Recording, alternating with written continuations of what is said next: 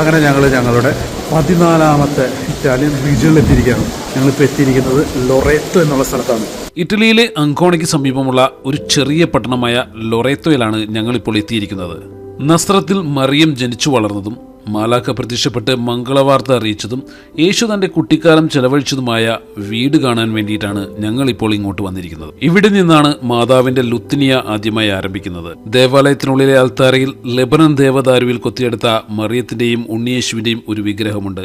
ഇതിനെ കറുത്ത മാതാവ് എന്ന് വിളിക്കുന്നു. ഞങ്ങൾ ദേവാലയത്തിനുള്ളിലേക്ക് പ്രവേശിക്കാൻ വേണ്ടി പോവുകയാണ്. പുറത്ത് വിശുദ്ധ ഭവനത്തെക്കുറിച്ചുള്ള വിവരങ്ങൾ രേഖപ്പെടുത്തി വെച്ചിട്ടുണ്ട്. ആദ്യം നമുക്ക് ദേവാലയത്തിനുള്ളിലെ ഈ വിശുദ്ധ ഭവനം സന്ദർശിക്കാം. അതിനുശേഷം എങ്ങനെ നസ്രത്തിൽ നിന്നും ഈ ഭവനം ഇവിടെ എത്തിയെന്ന് നോക്കാം.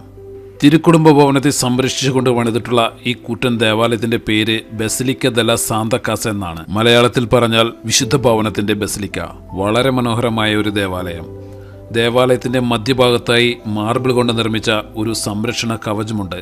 അതിനുള്ളിലാണ് വിശുദ്ധ ഭവനം നിലകൊള്ളുന്നത്. മാർബിൾ കവചത്തിന് മുകളിലായി ബസിലിക്കയുടെ മകുടം സ്ഥിതി ചെയ്യുന്നു. മകുടത്തിന്റെ ഉൾഭാഗം വളരെ മനോഹരമായ ചിത്രപ്പണികൾ ചെയ്തിരിക്കുന്നു. ഇറ്റലിയുടെ നവോത്ഥാന കാലത്തെ പ്രശസ്ത ശില്പിയായ ബ്രഹ്മാന്തയാണ് ഈ ഒരു കവചം രൂപകൽപ്പന ചെയ്തിരിക്കുന്നത്. വിശുദ്ധ ഭവനത്തെ പൂർണ്ണമായും ഉള്ളിലാക്കുന്ന വിധത്തിൽ 4 വശങ്ങളിലും മാർബിൾ കൊണ്ട് പൊതിഞ്ഞിരിക്കുകയാണ്. ഈ കവചത്തിന് ചുറ്റും 2 തട്ടുകളിലായി ശില്പങ്ങൾ നിർമ്മിച്ചിരിക്കുന്നു.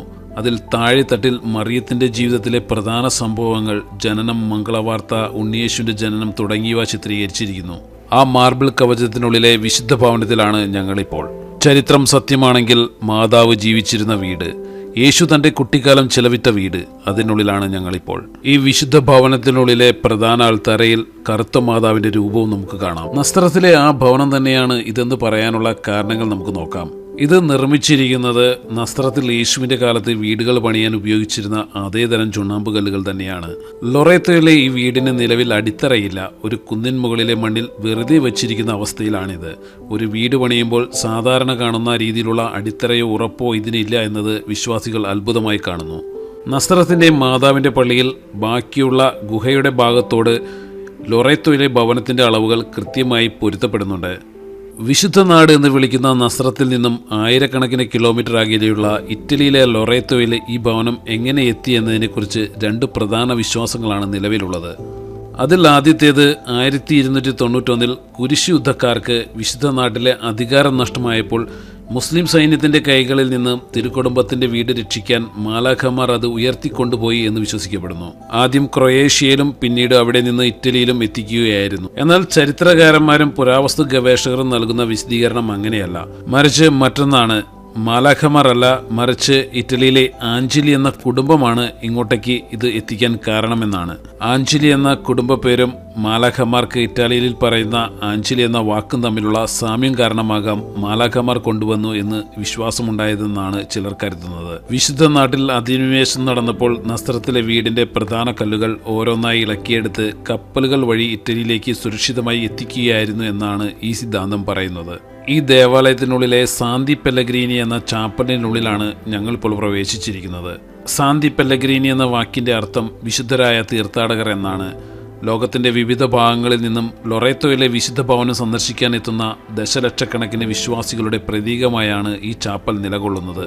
ഇറ്റലിയിലെ മറ്റു ഭാഗങ്ങളിലെ പോലെ തന്നെ നവോത്ഥാന കാലത്തെ കലാവൈഭവം ഈ ചാപ്പലിലും പ്രകടമാണ്. പല രാജ്യങ്ങൾക്കായി സമർപ്പിച്ചിട്ടുള്ള ചാപ്പലുകളടക്കം നിരവധി ചാപ്പലുകൾ ഈ ദേവാലയത്തിനുള്ളിലുണ്ട്. ബസിലിക്കയ്ക്ക് പുറത്തുള്ള വലിയ ചത്തുരമാണ് പ്യാസ ദെല്ല മദോന. ബസിലിക്കയുടെ ഒരു വശത്ത് കാണുന്ന മനോഹരമായ കെട്ടിടമാണ് അപ്പസ്തോലിക് പാലസ്. ഇതിനുള്ളിൽ ഒരു മ്യൂസിയം പ്രവർത്തിക്കുന്നു. ചത്തുരത്തിന്റെ മധ്യഭാഗത്ത് ഒരു ഫൗണ്ടനും സ്ഥിതി ചെയ്യുന്നു. ബസിലിക്കയുടെ പ്രൗഢി വർദ്ധിപ്പിക്കുന്ന രീതിയിൽ രൂപകൽപ്പന ചെയ്തിട്ടുള്ള ഒരു മണിമാളികയും ഈ ദേവാലയത്തിനുണ്ട്. വളരെ മഴ പെയ്യുന്ന ഒരു വൈകുന്നേരമാണ് ഞങ്ങൾ ഈ ദേവാലയത്തിൽ എത്തിയിരിക്കുന്നത്. ദൈവപുത്രൻ മനുഷ്യനായി അവതരിച്ച സ്ഥലമെന്ന നിലയിൽ കുടുംബങ്ങളുടെ സംരക്ഷണത്തിനും സമാധാനത്തിനുമായി ലോകമെമ്പാടുമുള്ള വിശ്വാസികൾ ഇവിടെ എത്താറുണ്ട്.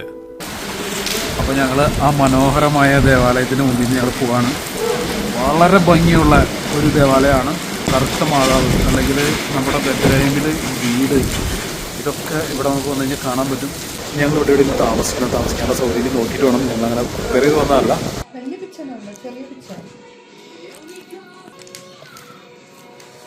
ഞങ്ങൾ ഫുഡ് ഇവിടേക്ക് പറഞ്ഞു. അടിപൊളി, നല്ല ചൂട്. അടിപൊളി പിത്ത.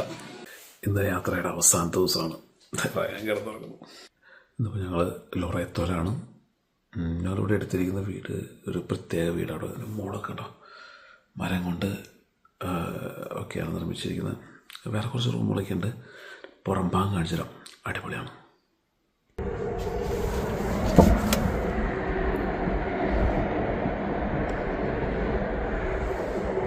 കോഴി കൂവുന്ന സൗണ്ടൊക്കെ ഉണ്ട്. 2 റൂമിനും അറ്റാച്ച്ഡ് ടോയ്ലറ്റൊക്കെ ഉണ്ട്. നല്ല ടോയ്ലറ്റും നല്ല സൗകര്യങ്ങളൊക്കെയാണ് ഇവിടെ. ഇനി ബ്രേക്ക്ഫാസ്റ്റ് എങ്ങനെയുണ്ട് നോക്കാം. ബ്രേക്ക്ഫാസ്റ്റിനകത്ത് ഇൻക്ലൂഡഡാ. വലിയ റേറ്റ് ഒന്നുമില്ല കേട്ടോ. നമുക്ക് 4 പേർക്കും കൂടിയും ഏതാണ്ട് 100 euro ആയിട്ടുള്ളൂ. പിന്നെ 2 റൂം, 2 ടോയ്ലറ്റ്, പിന്നെ അടിപൊളി പാർക്കിങ്. ഫ്രണ്ടൊക്കെ അടിപൊളി പാർക്കിങ്. നല്ലൊരു വില്ല പോലത്തെ സെറ്റപ്പൊക്കെയാണ്. പിന്നെ പള്ളിയുടെ അടുത്ത് വലിയ ദൂരമില്ല.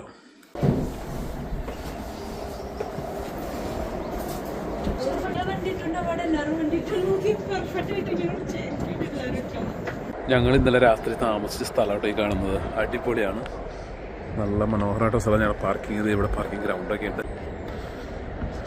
ഇവിടെയാണ് ഞങ്ങൾ താമസിച്ചത്. ബ്രേക്ക്ഫാസ്റ്റ് ഞങ്ങൾക്ക് ഇവിടെയാണ്. ബ്രേക്ക്ഫാസ്റ്റ് കഴിക്കാൻ വേണ്ടി പോകാം. അവിടെയാണ് സ്വിമ്മിംഗ് പൂൾ ഉള്ളത്. ചെറിയൊരു കാറ്റുള്ളത് നമുക്ക് അപ്പുറം ചെടിയിൽ കയറാം.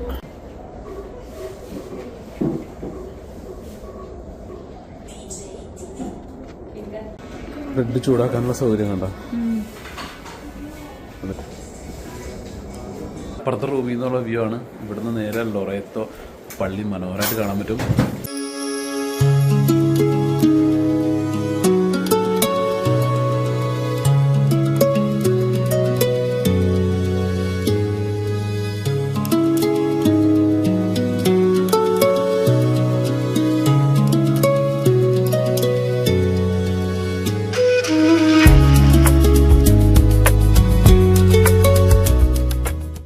അപ്പോൾ ഞങ്ങൾ ലൊറേത്തോയിൽ നിന്ന് തിരിക്കുകയാണ്.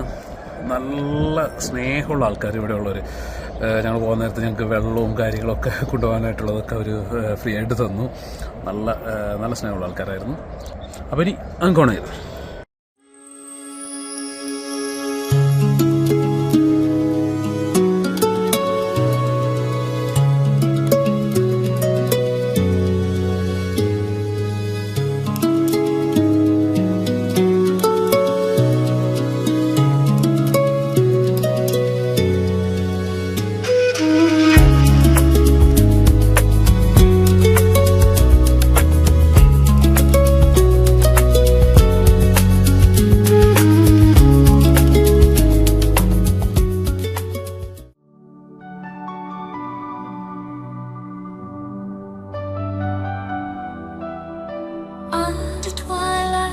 where we stand, whispers of the moonlight grant your gaze cuts through night's facade. In this moment we are awed. Shadows dance on silent streets, caught within a sea of trees. Your gaze cuts through night's fuss and still, a gentle rush, a soulful thrill.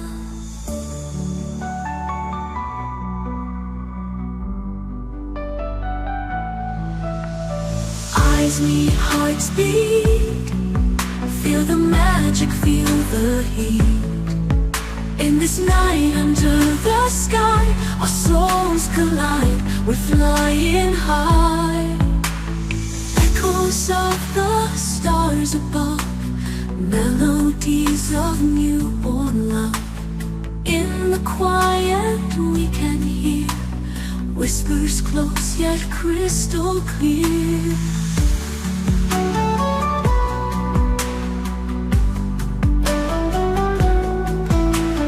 Shadows dance on silent streets, caught within a sea of trees. Your eyes meet mine and time stands still, a gentle rush, a soulful thrill.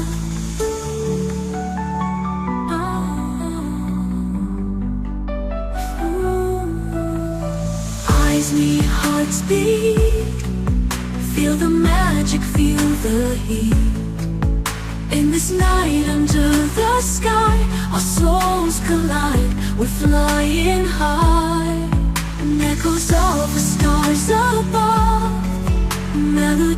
of newborn love. In the quiet we can hear whispers close yet crystal clear.